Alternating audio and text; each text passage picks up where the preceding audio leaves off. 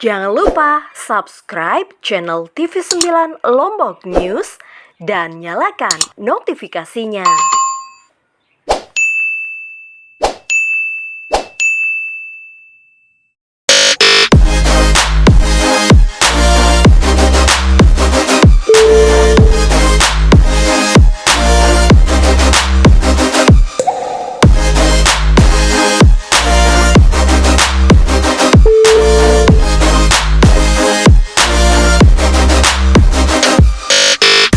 Nah, sudah hadir pada sore hari ini Direktur RSUD Provinsi Nusa Tenggara Barat, Dr. Jack, atau nama panjang beliau adalah Dr. Haji Lalu Herman Mahaputra. Ya. Assalamualaikum Pak Dokter. Waalaikumsalam warahmatullahi wabarakatuh. Mungkin boleh kita buka masker Pak Dokter ya, karena jarak kita sudah boleh. cukup ini. Pak Dokter, kalau kemudian kita lihat, apa kabar? Baik. Sehat ya? Alhamdulillah, insyaallah sehat. Selalu tetap bugar, energik. Harus itu menjadi salah satu ciri khas seorang Dr. Jack. Yep. Dr. Haji Lalu Herman Harus Mahaputra. energik. Harus energik ya. Ya. Baru terhitung 8 hari 8 hari. masuk kerja sebagai Direktur RSUD Provinsi Nusa Tenggara Barat setelah pada tanggal 26 Maret yang lalu dilantik oleh Wakil Gubernur Provinsi Nusa Tenggara Barat, Wagub. Kenapa bisa pindah dari RSUD kota ke RSUD provinsi, Pak Dokter? Saya pikir Saya panggil Pak Dokter atau Bang Dokter? Bang Dokter aja ya? Bang Dokter aja. Jadi biar kita lebih asik ya? Saya pikir kita sebagai ASN tentu ingin mengembangkan karir ya. Dan RSUP ini, RSUD Provinsi Nusa Tenggara Barat ini akan saya mulai karir saya untuk menjadi yang lebih baik. Gitu. Jadi saya memang menyukai pekerjaan saya selama ini karena di Kota Mataram itu saya hampir 12 tahun. 12 tahun? Ya 2009 tapi runningnya 2010. Pada saat itu. Tapi tidak langsung di RSUD kan? Langsung di RSUD. Oh, langsung di RSUD. Almarhum Pak Haji Muhammad Ruslan yang lantik saya, beliau yang banyak mengajarkan saya. Dan kemudian saya rintis di Rumah Sakit Umum Daerah Kota Mataram dan saya sebagai ASN ingin mengembangkan karir.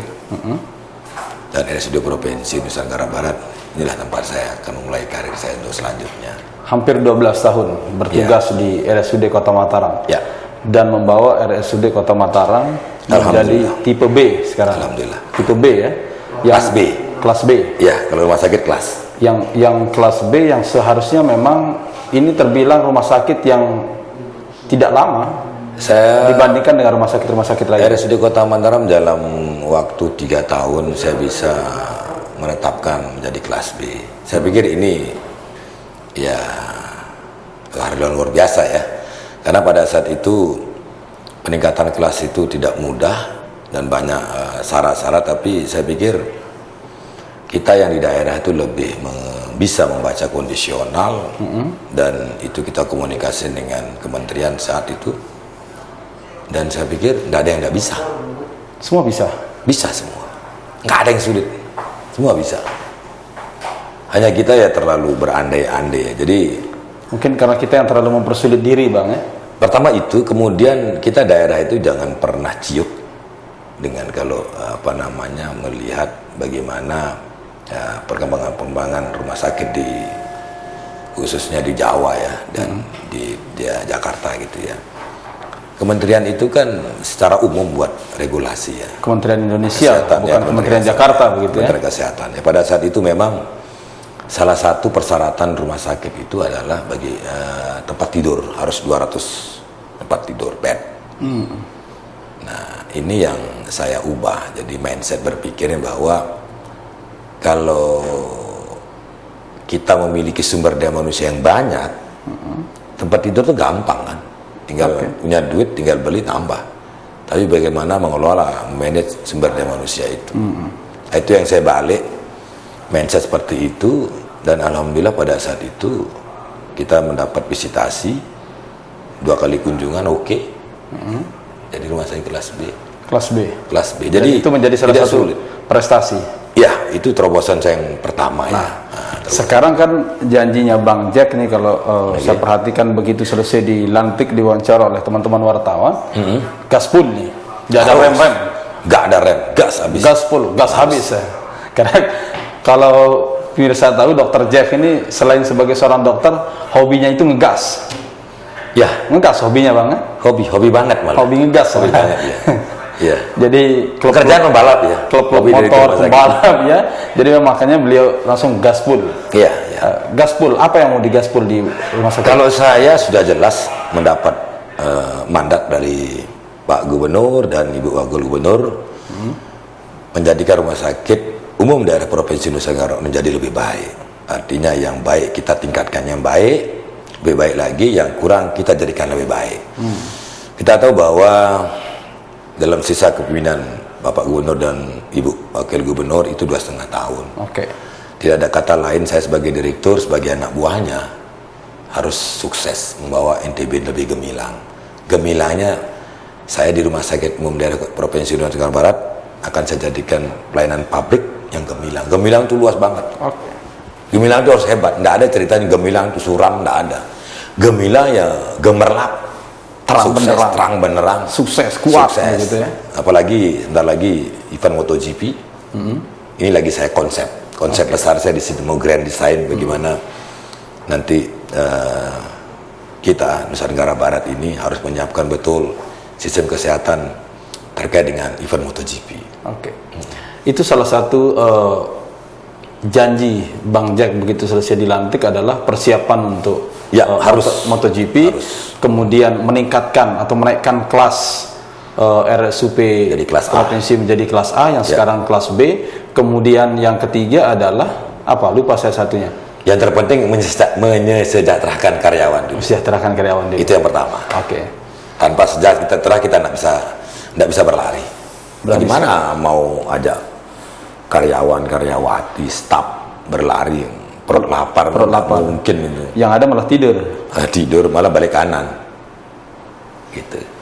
Artinya apa yang harus dilakukan oleh Bang Jack begitu ingin terobosan nih di rumah sakit A? Oke, saya ingat.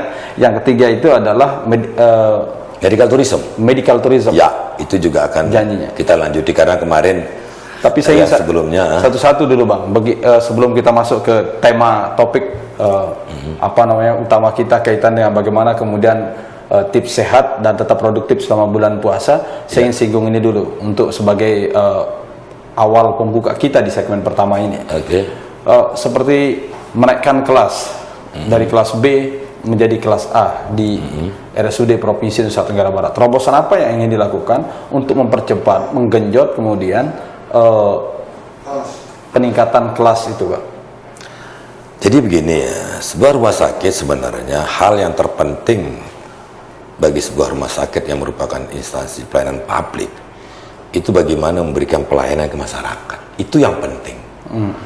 Seiring dengan itu tentu kemudian perkembangan yang ada ya artinya di RSUD provinsi ini sumber daya manusianya sudah sangat mumpuni, sudah luar biasa. Kemudian sarana prasarana juga sudah luar biasa, dan memang RSUD Provinsi Nusa Tenggara Barat ini memang membutuhkan pemimpin yang hebat. Dan salah satu pemimpin yang hebat itu adalah Anda. Pede sekali Anda ya. Oh iya dong. Bagaimana saya ada pede? Saya sudah sebelumnya jadi direktur. Jadi akumulasi pengalaman yang sudah didapatkan. Oh iya pasti. Setidaknya mempercepat untuk gaspolnya di RSUP pasti. itu. Karena pertama feel saya itu dapat di rumah sakit ya. Jadi saya juga sudah ya artinya sudah cukup lama sebagai direktur. Tinggal saya kembangkan aja ide-ide saya yang belum tercapai gitu aja. Ya. Dan saya pikir itu tidak sulit. Nggak ada yang sulit. Tidak sulit. Nggak ada yang sulit. Oke, itu yang akan dilakukan untuk meningkatkan kelas rumah sakit Ya, dari salah satunya seperti kelas A. Kemudian medical tourism. Ini banyak kemudian ditentang oleh sebagian penggiat pariwisata. Apa ini medical tourism? Saya pikir ini perlu komunikasi efektif ya. Ya, saya pikir juga pelaku-pelaku wisata, penggiat-penggiat ini kan perlu kita duduk bareng. Mereka belum tahu saya bagaimana cara mengkonsepkan sebuah medical tourism.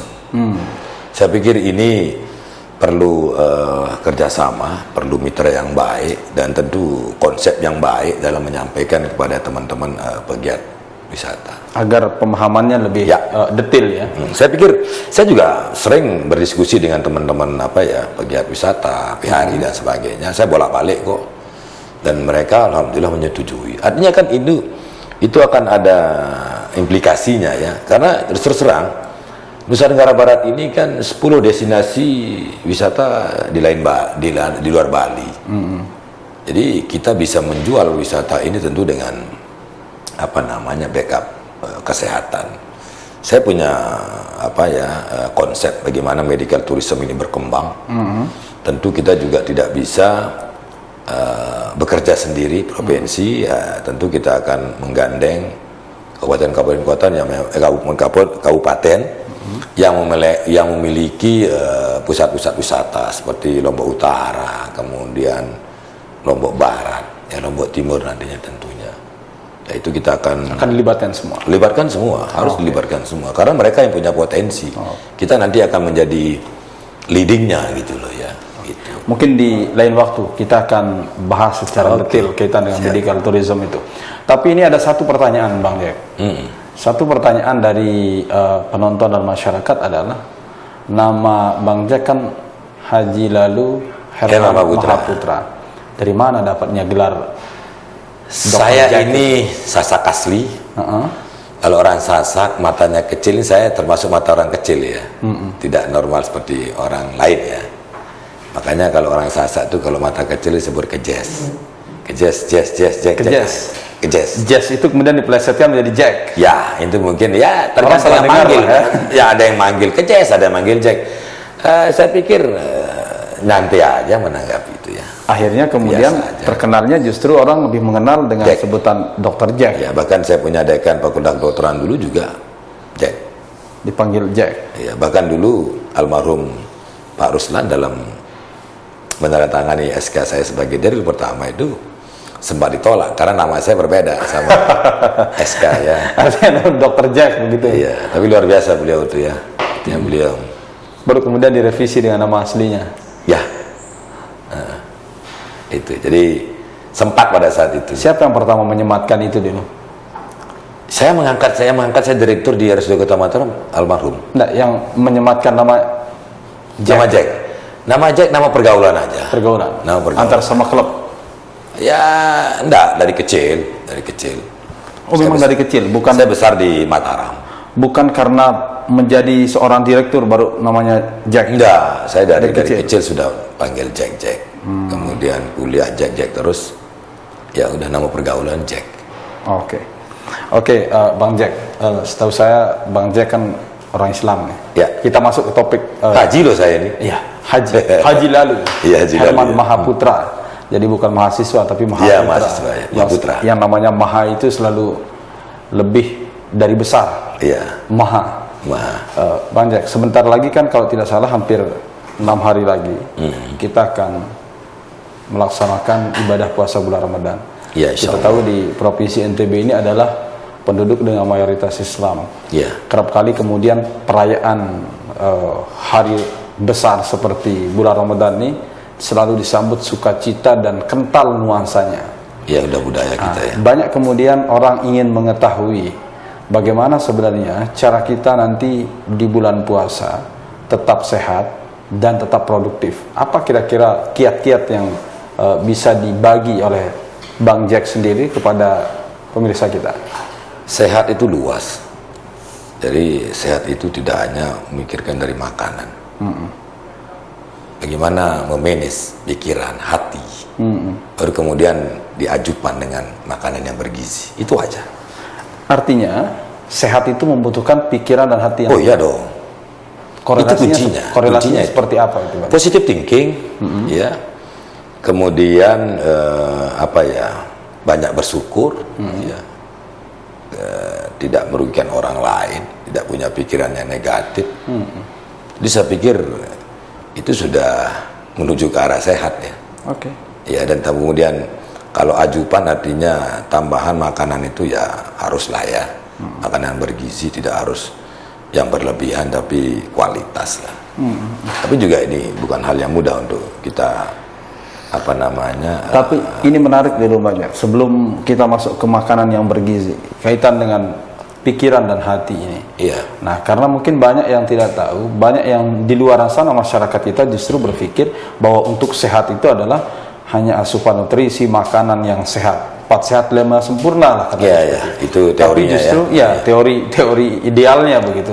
Jarang sekali orang di tips-tips membagikan tentang kesehatan itu ternyata mulai dari pikiran dulu yang harus sehat. Iya, kebanyakan mereka tuh berpikir. Nanti kita lanjutkan di segmen berikutnya. Oh gitu ya. Bisa kami akan kembali sejenak perwara berikut ini.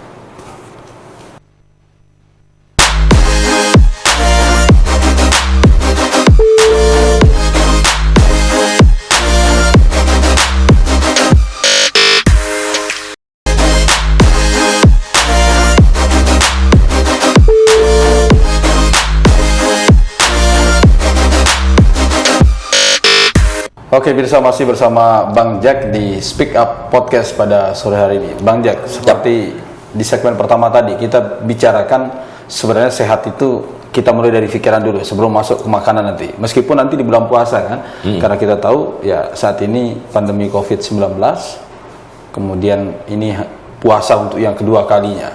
Bagaimana cara kita memanage pikiran kita biar tetap sehat di tengah pandemi ini, karena kita kerap kali dibayang-bayangi oleh virus corona yang setiap hari selalu menghantui masyarakat kita, dan sampai sekarang mungkin meskipun banyak juga sebenarnya masyarakat kita yang masih acuh terhadap atau abai terhadap virus ini. Yang jelas begini, tetap ya di saat nanti pada bulan Ramadan protokol kesehatan itu wajib, harus tetap dijaga. Wajib ya, itu wajib karena itu memang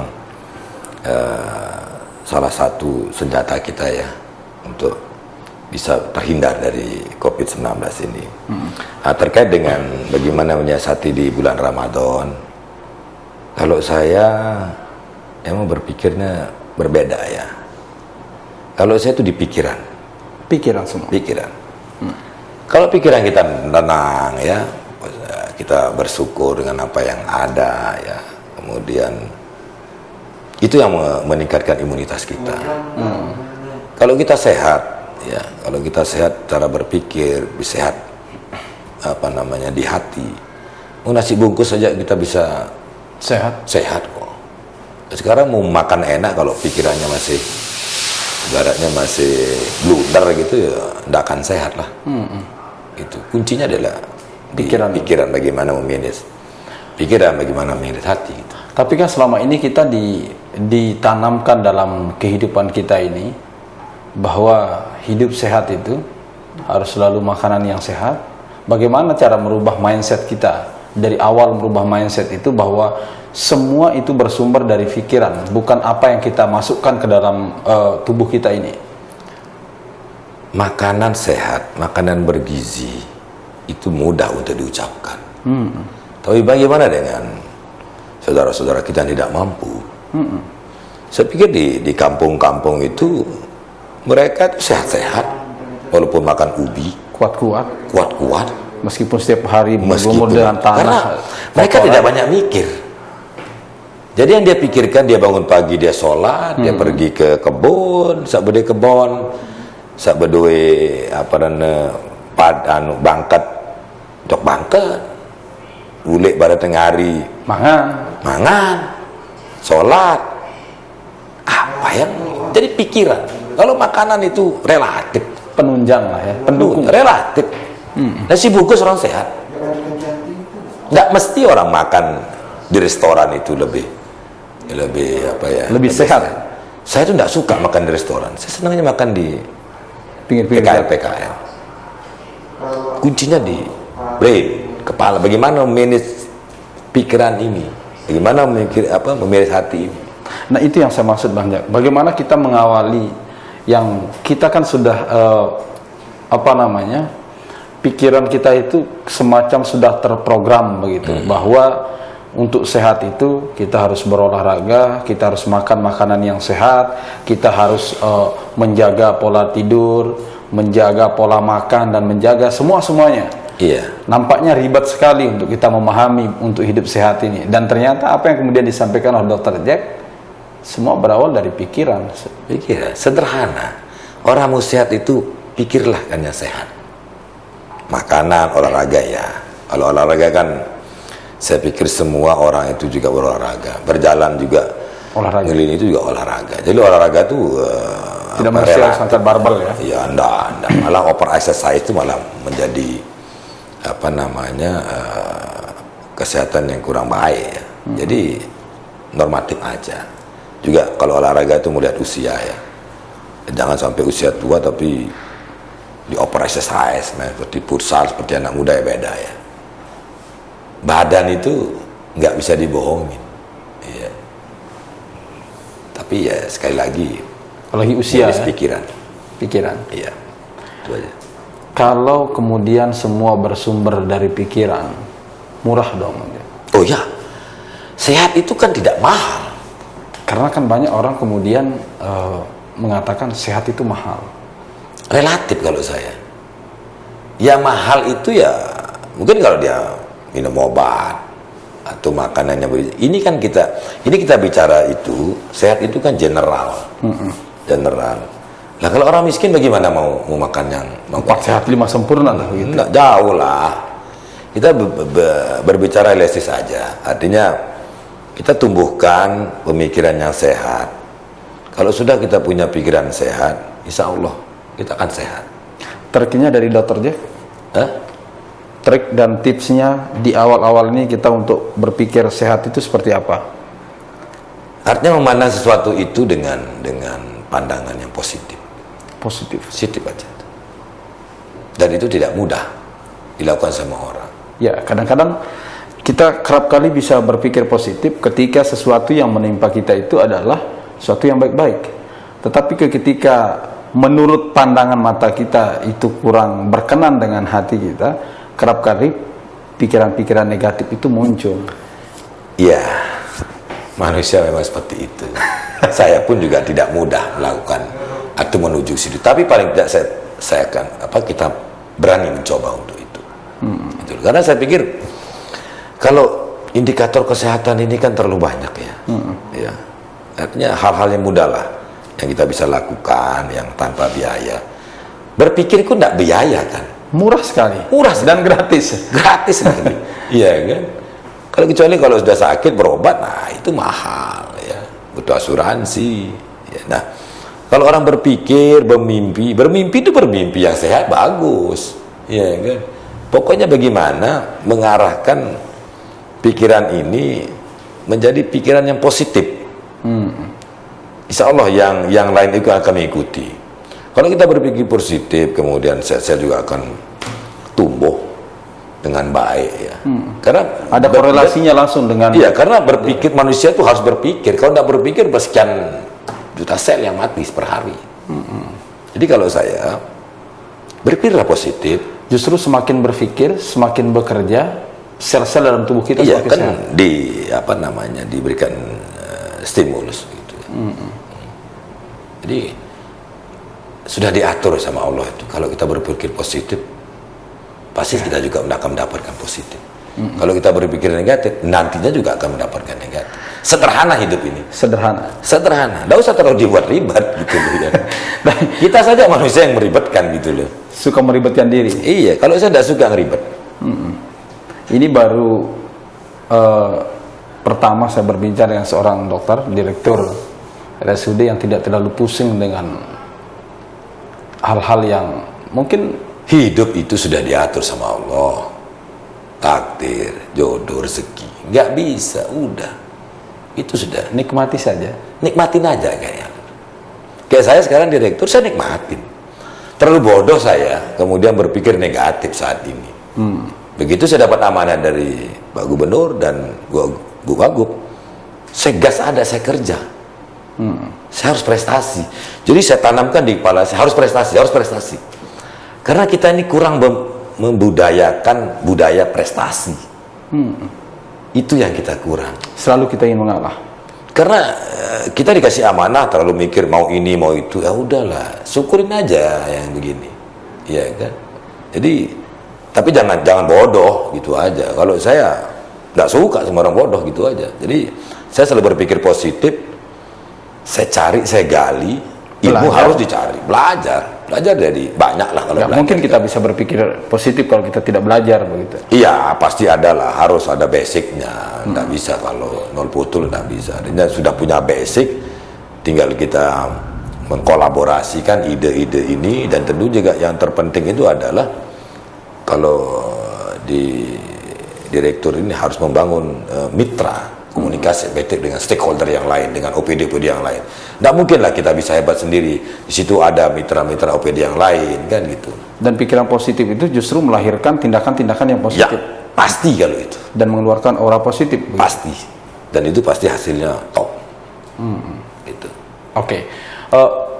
Setuju tidak kalau Bang Jack mendengar kata bahwa puasa itu adalah momentum untuk kita menyehatkan diri? Menyehatkan diri. Ya. Itu jelas sudah dalam agama sudah diatur itu. Puasa itu luar biasa, ya. Artinya mengatur ritme dari organ tubuh, ya. Saya pikir puasa itu luar biasa, makanya alhamdulillah kalau kita bisa menemukan bulan puasa untuk kita berpuasa di bulan Ramadan.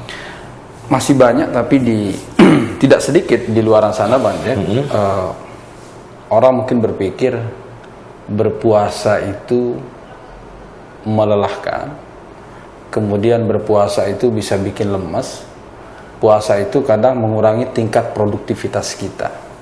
Nah, ini lagi-lagi apakah itu semua dari pikiran? Tidak perlu ada asupan nutrisi untuk pikiran semua. Pikiran.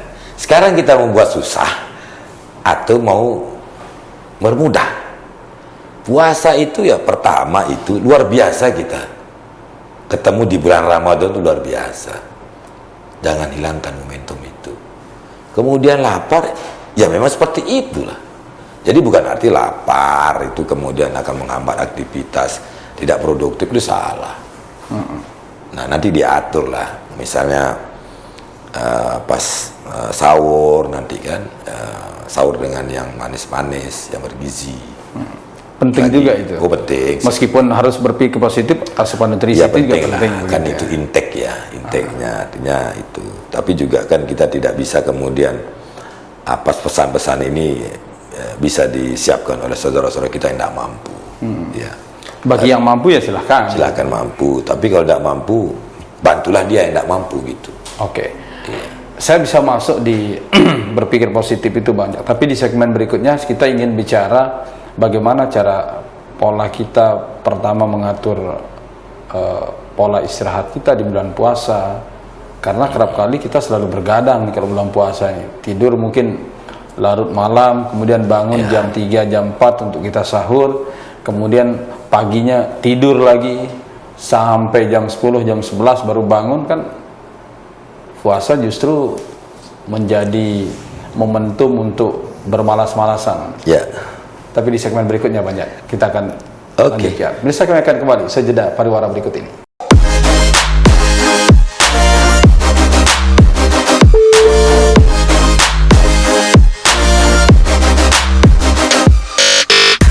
Oke, kembali lagi kita masih bersama Dr. Jack, Bang Jack. Tadi kita sempat di segmen kedua itu kita bicara kaitan dengan meskipun memang kita harus memulai dari semua pikiran yang sehat, pikiran yang positif begitu. Tapi kan di puasa ini ada semacam perubahan, katakanlah perubahan gaya hidup sebenarnya yang kita lakukan begitu. Baik perubahan dari sisi pola makan kita yang seharusnya kan kita makan 3 kali sehari, ini jadi 2 kali lah ya karena kita puasa. Buka dan sahur. Ya, buka dan sahur. Paginya sampai siang sampai malam itu kita tidak melakukan aktivitas makan dan minum begitu. Itu bagaimana kemudian cara dan upaya kita, karena pasti berdampak, Bang Jack. Kira-kira terus malamnya kita biasanya sering begadang. Terus nanti bangun lagi jam 4, jam 3 untuk sahur. Selesai sahur, kadang-kadang tidur lagi. sholat subuh tidur lagi sampai pagi begitu Iya. terus. Kalau saya sederhana ya, ini puasa ini kan memang sudah perintah Allah, ya kan? Sudah diuji coba, di trial, Wajib. wajib, nggak ada masalah. Kan tinggal kadang-kadang manusianya aja yang apa namanya di luar kebiasaan, seperti begadang berlebihan, kadang-kadang dia nyaur, ya kan itu sudah ada persyaratannya. Jadi kalau saya pikir ini sudah dilakukan uji coba dan memang tidak ada berdampak. Jadi Bahkan ya kita sama sampai normal. dari kecil sampai sekarang sudah Biasa. tidak pernah sakit kita. Nggak Kita saja yang kadang-kadang muncul kan, ya buka, habis itu sahur nanti. Kadang sahur nanti kan, ya kadang kita sampai hari subuh. Ya kalau udah ngelos lagi gitu ya dengan kondisi yang kurang fit ya pasti akan berdampak gitu. Tapi kembali lagi ya, Allah sudah mengatur itu. Jadi tidak akan berpengaruh. Artinya sebelum bulan puasa itu biasa-biasa saja juga, Bang. Biasa aja. Kita saja yang kadang-kadang mengeksploitir. Jadi yang wah nanti saya puasa, saya lapar. Ya dia kan mikirin makan. Kalau kita berpikir misalnya nih kalau puasa, kalau saya nih biasanya kan saya kadang-kadang telat ya habis sahur. Biasanya nunggu subuh kan, habis itu kan ngantuk sudah manusiawi kalau itu ya. Saya kadang agak telat. Habis itu kerja, rutinitas, dohor, kerja lagi, asar, maghrib. Malah kalian tidak enak kalau tidak ada aktivitas, terasa laparnya. Terasa lapar ya karena memikirkan makanan kita. Kalau Karena makanan tidak ada yang membaca, tidak ada yang membaca pikiran aja. konsentrasi ya. Semua itu bersumber di pikiran. Gitu. Oke. Jadi tips secara khusus untuk yang puasa ini ya, ubahlah pikiran. Ya kalau yang punya uang untuk beli makanan silakan saja. Silakan. Seperti tadi saya sampaikan. Berpikir positif, berpikir sehat. Orang makan nasi bungkus sejak Sehat. itu saja. Sederhana. Dari makanan yang bergizi, iya, bagi yang mampu. Kalau tidak mau gimana? Ya sudah. Makan yang ada, tapi senang, happy. Daripada makan yang bergizi tapi pikiran rusak. Pikiran kerukutlah dia. Rusak ya. Rusak, kerukut, blunder. Sejauh mana dampak makanan itu berpengaruh terhadap kesehatan? Oh, makanan iya. Tapi artinya kalau kemudian kita bisa memanage dari pikiran itu, kemudian insya Allah kalau kita ada rezeki kita bisa makan yang bergizi, itu lebih bagus gitu. Tapi bukan segala-galanya makanan bergizi itu kemudian. Tapi kalau diimbangi dengan pikiran yang positif, kemudian Luar makanan biasa. yang bergizi, Tapi itu sulit. sulit. Tidak semua orang bisa begitu. Kadang-kadang selalu ada dua-duanya ya. Ya, Ada yang saya berpikir. kalau saya juga kadang-kadang kita mikir lapar apa sih buka bareng kan begitu. Kita lebih mikirkan begitu. Tapi kita positif aja. Karena saya orangnya easy going ya. Tidak pernah saya terlalu berpikir sesuatu tuh, gitu. Kalau sesuatu apapun itu, asal kita bisa bangun komunikasi efektif, solusi pasti ada. Pasti ada. Tinggal caranya kapan kita menentukan solusi itu, gitu aja. Kapan menemukan solusi itu aja. Ringan-ringan aja dalam hidup, karena hidup ini sudah susah, sudah berat. Apalagi musim pandemi. Jangan kita kelihatan susah di mata orang-orang yang susah. Maka dunia ini ada orang jadi orang susah, repot kita nanti kan gitu. Iya, iya. Tapi seperti saya bilang tadi, banyak orang merasa diteror nih di musim pandemi ini. Jadi mungkin itu bagaimana cara berpikir positif di saat kita memang dalam kondisi yang tertekan, Ya, banyak masalah, kemudian perut kosong. ya. Ini Seperti kan saya katakan tadi bahwa ini keadaan itu juga menjadi satu penunjang. betul, sangat kondisional ya dan situasional. Jadi apa yang saya katakan itu tidak mudah. Tapi memang di saat pandemi ini semua berdampak ya, terutama dampak ekonomi, dampak kesehatan, dampak ekonomi. Oleh sebab itu ya pemerintah juga tidak berhenti ya melakukan langkah-langkah strategi untuk bagaimana kemudian bisa memberikan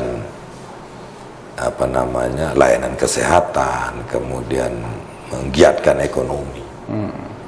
Dan salah satunya memang yang terakhir saat ini adalah bagaimana program cakupan vaksinasi ini bisa maksimal ya. Diharapkan pada bulan Juni ini sekitar 70%. Bang Jar sudah divaksin? Udah 2 kali. Udah 2 kali. Udah 2 kali. Berarti vaksin itu juga penting ya, selain harus menjaga pikiran. Luar biasa kalau vaksin. Luar biasa. Ya pertama memang untuk mengurangi angka kesakitan. Kalaupun kena ya mungkin efeknya tidak berat. Kemudian menjaga juga orang biar tidak terpapar sama yang lain. Tidak ada masalah nanti kalau vaksin di bulan puasa? Tidak ada masalah.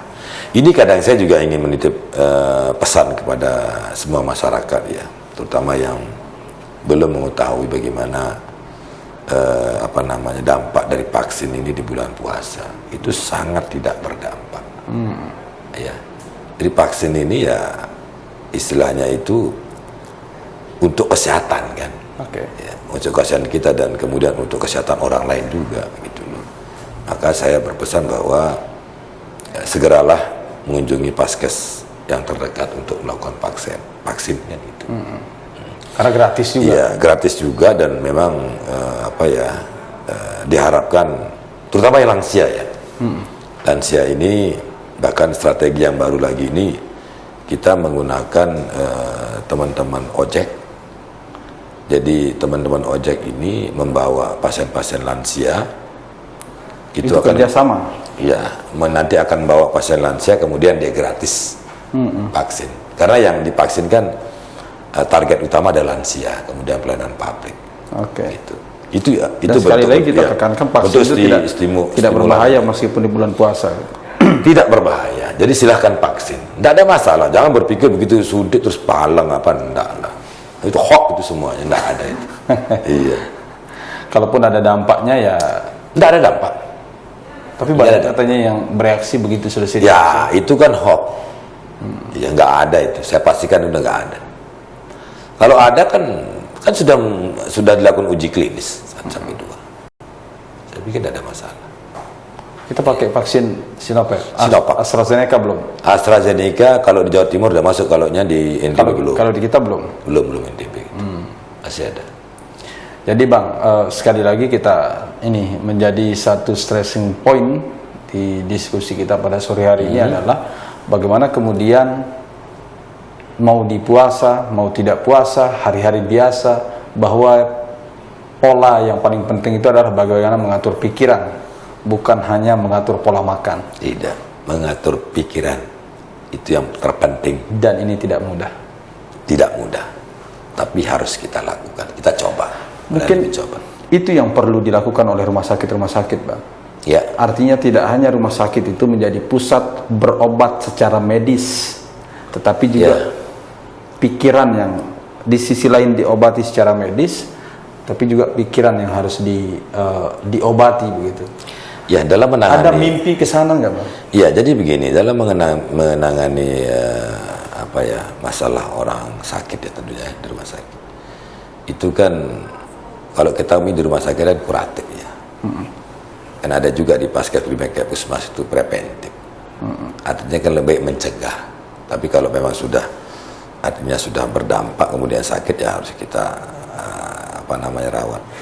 Dan saya juga menghimbau kepada semua ya staf saya, artinya beban mereka ya, kita sangat apresiasi kepada teman-teman tenaga kesehatan ini yang tidak pernah mengeluh. Artinya setiap hari walaupun libur mereka juga berjaga, berdinas ya.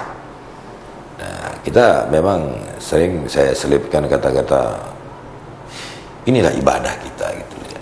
Motivasi ya. Jadi motivasi untuk beribadah, dan beribadah itu kan bukan hanya orang muslim kan, yang lain juga beribadah, dan tentunya ditanamkan pemikiran yang positif.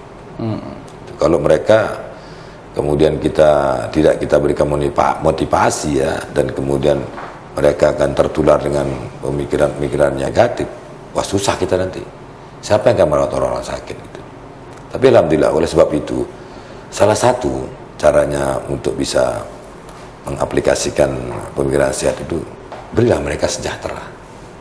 Udah sejahtera, Paling cepat itu ya, menimbulkan sejahtera. pikiran Oh positif. iya, kalau sejahtera bisa menghidupi keluarganya, itu juga akan meningkatkan imunitas. Ya, iya, Oke. begitu. Thank you Bang Jack atas waktunya di Sama-sama. sore hari ini. Tentu ini menjadi satu pembelajaran baru mungkin bagi masyarakat di tengah kemudian banyaknya para dokter yang memberikan pemahaman tentang pola sehat, bagaimana mengatur ritme makanan, memakan makanan yang tertentu, memakan buah-buahan tertentu, itu penting. Tetapi yang paling jauh lebih penting itu adalah bagaimana mengatur ritme pikiran kita. Kalau saya pikir mengatur di bulan puasa itu semua dari A sampai Z pasti gitu omongannya. Makanan, ritme. Iya kalau ada yang dimakan. Ya kan kita bicarakan global kan. Harus ada, kalau ada makan baru kita bisa ngatur ritme. Lah kalau tidak ada makanan apa yang mau diatur ritmenya gitu. Minimal ritme pikiran yang harus diatur. Ya, itu Oke. terpenting gitu. Thank you Bang Jack atas waktunya. Oke. Sama-sama. Sore hari ini diskusinya cukup asik lah bersama Bang Jack. Kita punya dapat ilmu-ilmu baru terkait bagaimana sebenarnya bahwa pikiran yang sehat itu, pikiran positif itu justru membawa dampak bagi kesehatan kita, dan itu dampaknya cukup besar dibandingkan dengan mengatur pola makan. Begitu, meskipun penting, tetapi jauh lebih penting adalah bagaimana memanage pikiran kita.